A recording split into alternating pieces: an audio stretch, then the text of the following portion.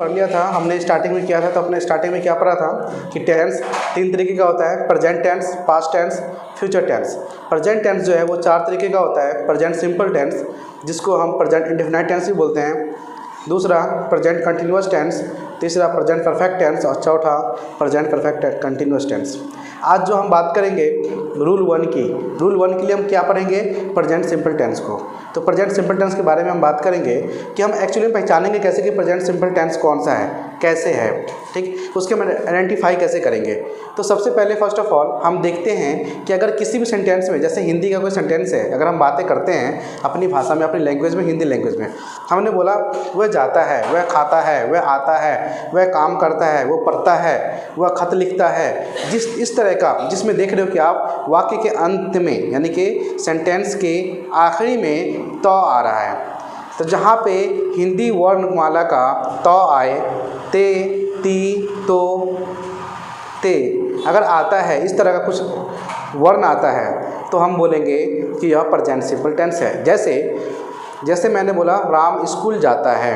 अब देखिए राम स्कूल जाता है में क्या है, लास्ट में क्या आ रहा है अपने पास में, तो आ रहा है, जाता है, तो आ रहा है ना। जब तो आएगा तो हम समझ जाएंगे कि यह प्रेजेंट सिंपल टेंस है। लेकिन हम पॉजिटिव में बातें कर रहे हैं, तो अपना जो रूल नंबर 1 है वो पॉजिटिव को लेकर के होगा।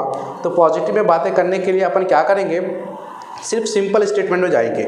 जैसे राम स्कूल जाता है, राम मधुबनी जाता है, मैं खाना खाता हूँ, वह घर जाता है, वह घर जाती है, वह गाना गाती है, वह डांस करता है। मतलब सिंपल से स्टेटमेंट में जाएंगे तो अपन रूल नंबर 1 की बातें करते हैं। जैसे देखिए पहचान मैंने यहाँ क्या लिखा है कि प्रेजेंट सिंपल टेंस और इसी को क्या बोलते हैं, प्रेजेंट इंडेफिनाइट टेंस। इसमें पहचान क्या होता है कि जिस वाक्य के अंत में तो है, ता है, ते है, ती है आता हो, उन्हें क्या बोलते हैं, प्रेजेंट सिंपल टेंस की पहचान बोलते हैं।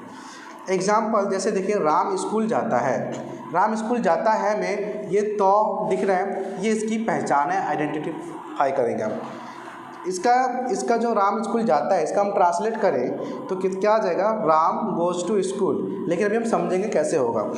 राम जो है ये सब्जेक्ट होता है, बाकी सब्जेक्ट को छोड़ करके जितने भी वो सारे के सारे क्या होता है, अपना प्रेडिकेट होता है। प्रेडिकेट में भी क्लासिफाई करते हैं, जैसे देखो गोज़ टू स्कूल, जिसमें जो गोज़ है वो अपना हो जाता है वर्ब, और जो टू स्कूल है वो हो जाता है ऑब्जेक्ट। तो अपन बात करेंगे कि सब्जेक्ट का ये हिंदी का इंग्लिश हमने बनाया कैसे, किसको बेसिक माना। तो चलिए अभी अपन बात करते हैं रूल नंबर 1 की। रूल नंबर 1 अपना क्या है, रूल नंबर 1 कह रहा है कि सबसे पहले आप सब्जेक्ट को लिखिएगा, फिर V1 के साथ में S और ES लगाएंगे और प्लस ऑब्जेक्ट। अब जानेंगे सब्जेक्ट होता क्या है। कई बच्चे बोलेंगे सर सब्जेक्ट क्या है, हमें क्या पता। तो सब्जेक्ट देखिए मैंने लिख दिया है I, we, you, they। अगर ये सब्जेक्ट होगा तो V1 के साथ में S और ES नहीं लगाएंगे। अगर सब्जेक्ट ही, सी, इट्स या एनी नेम, कोई भी नाम होगा तो उसके V1 के साथ में S और ES लगता है। अब अपन बात करते हैं कि सब्जेक्ट क्या होता है। जैसे देखो मैंने बोला राम स्कूल जाता है, अब मुझे बताओ मैं किसके बारे में बातें कर रहा हूँ, राम के बारे में बातें कर रहा हूँ, तो यहाँ पे राम सब्जेक्ट होगा। जैसे मैंने बोला मैं खाना खाता हूँ, मैं किसकी बातें कर रहा हूँ, मैं खुद की बातें कर रहा हूँ, आई, तो मतलब मैं सब्जेक्ट रहूँगा। जैसे मैंने कह दिया गाय हरी घास खाती है, अब बताइए किसके बारे में बातें कर रहे हैं अपन, गाय के बारे में बातें कर रहे हैं, तो सब्जेक्ट क्या हुआ, गाय। उसके बाद समझते हैं ऑब्जेक्ट कि ऑब्जेक्ट क्या होता है। उम्मीद करता हूँ कि सब्जेक्ट समझ में आ गया होगा। अब बातें करते हैं ऑब्जेक्ट की। ऑब्जेक्ट बच्चे देखो, जैसे मैंने कहा राम स्कूल जाता है, अब मुझे बताओ बातें कर रहे हैं राम के बारे में, सब्जेक्ट तो हो गया राम, लेकिन राम को हम किस चीज़ से जोड़ रहे हैं, राम कहाँ जा रहा है, तो स्कूल जा रहा है, ठीक है, स्कूल जाता है। तो जो स्कूल है जिससे हम राम को जोड़ रहे हैं, कनेक्ट कर रहे हैं, कनेक्टिविटी दे रहे हैं, तो वो हमारा ऑब्जेक्ट होगा। जैसे मैंने कह दिया गाय हरी घास खाती है, अब बताइए गाय की बातें कर रहे हैं, गाय तो सब्जेक्ट हो गया, लेकिन गाय क्या खाती है, हरी घास खाती है, तो जो हरी घास है ये आपका ऑब्जेक्ट हो गया, ठीक है। लेकिन बीच में देखिए जैसे मैंने कहा राम स्कूल जाता है, मैंने बोल दिया राम तो सब्जेक्ट है, स्कूल ऑब्जेक्ट हो गया, लेकिन जाता है ना, जो जाता है वही आपका क्या हो गया, वर्ब हो गया। और इसी तरह जैसे गाय हरी घास खाती है, गाय सब्जेक्ट हो गई, हरी घास ऑब्जेक्ट हो गया, लेकिन जो खाती है, खा रही है, वो खाना जो है उसी को बोलते हैं V1 वर्ब। ठीक है, उम्मीद करता हूँ कि आपको समझ में इतना आ गया होगा। लेकिन बच्चे जब subject I, we, you, they होगा तो उसके V1 के साथ में S और ES नहीं लगता है। अगर सब्जेक्ट he, she, its या any name कोई भी नाम होगा तो उसके V1 के साथ में S और ES लगता है। चलिए अब कुछ एग्जाम्पल करके अपन देखते हैं। और 1 मिनट और मीनिंग देख लेंगे। आई का मतलब क्या होता है, मैं, मीनिंग लिख देना ठीक रहेगा। आई का मतलब मैं, ही, वी मिस हम, यू मिस तुम, they miss way, he miss वह या ये क्या हो गया, नाम।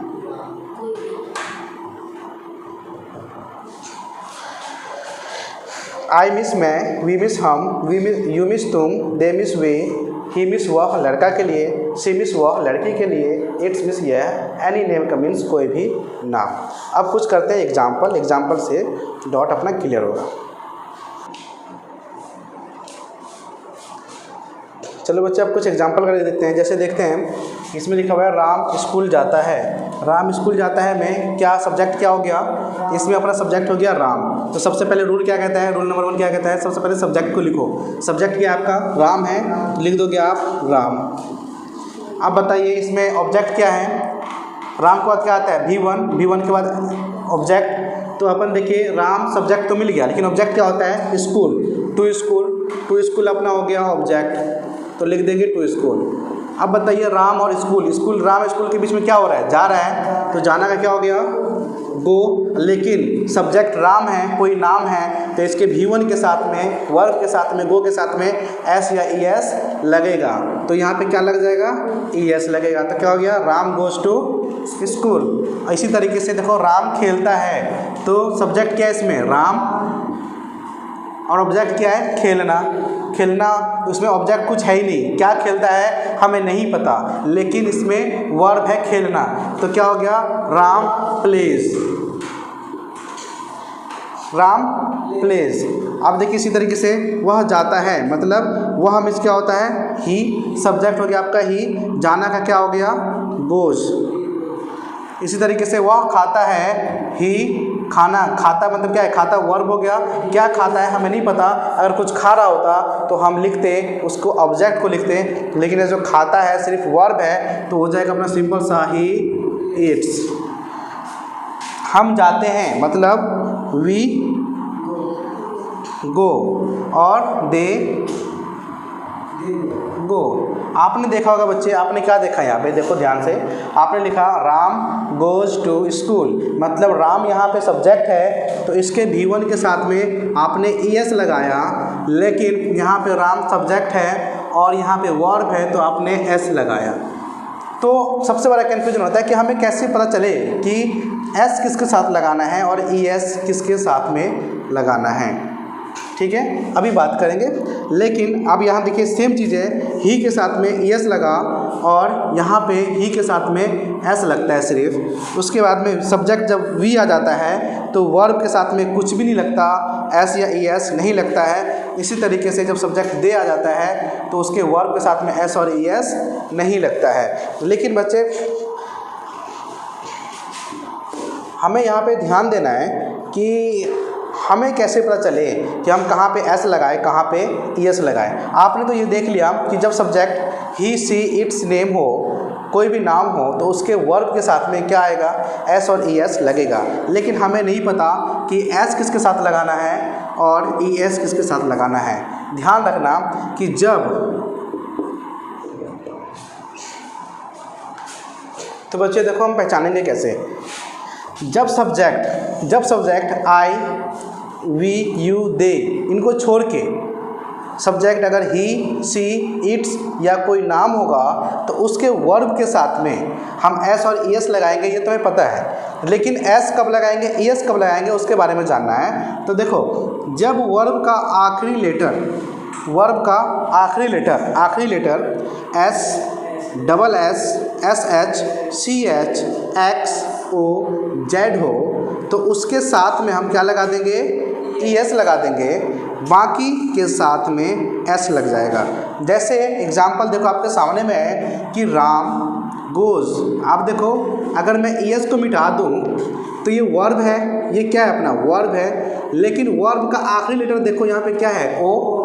जब ओ है तो यहाँ पे देखो कि यहाँ पे क्या है s s s s h c h x o z, मतलब यहाँ पे ओ है। अगर ओ रहेगा तो क्या लगा देंगे, ई एस लगा देंगे। तो हमने लगा दिया ई एस, तो क्या हो जाएगा राम गोज टू स्कूल। इसी तरीके से हम यहाँ पे अगर एस मिटा दें तो हमें देखना है कि राम है और यहाँ पे है प्ले। तो प्ले जो वर्ब है, प्ले वर्ब का हम आखिरी लेटर को देखेंगे तो आखिरी लेटर में देख रहे हैं हम कि वाई है। आखिरी लेटर में क्या है, वाई। तो देखिए यहाँ पे जो मैंने लिखवाया है कि वर्ब का आखिरी लेटर इसमें से कोई मैच कर रहा है, s double s s h c h x o z में से कोई मैच कर रहा है, नहीं मैच कर रहा तो बाकी के साथ में मैंने बताया आपको क्या लगा देना है, एस लगा देना है। तो यहाँ पे आ जाएगा एस। ठीक है, उम्मीद करता हूँ कि आपको एस और ई एस का बारे में पता चल गया होगा। और आपको लास्ट में क्वेश्चन देते हैं, उसका ट्रांसलेशन करके आप कमेंट बॉक्स में ज़रूर आंसर दें। 5 सेंटेंस दिया है। 5 सेंटेंस मतलब कि मैं खाना खाता हूँ, वह पानी पीता है, वे बाज़ार जाते हैं, हम क्रिकेट खेलते हैं, वह खत लिखती है। ये तो जो वर्ब दिया है वर्ब मैंने आपको बता दिया है कौन सा, eat drink go play right. इनको आपको मैच करके आपको देखना सेंटेंस में आपका सब्जेक्ट क्या है पहचानना है, ये वर्ब कहाँ पे यूज होगा उसको करके आप कमेंट बॉक्स में ज़रूर इसका आंसर सेंड करें।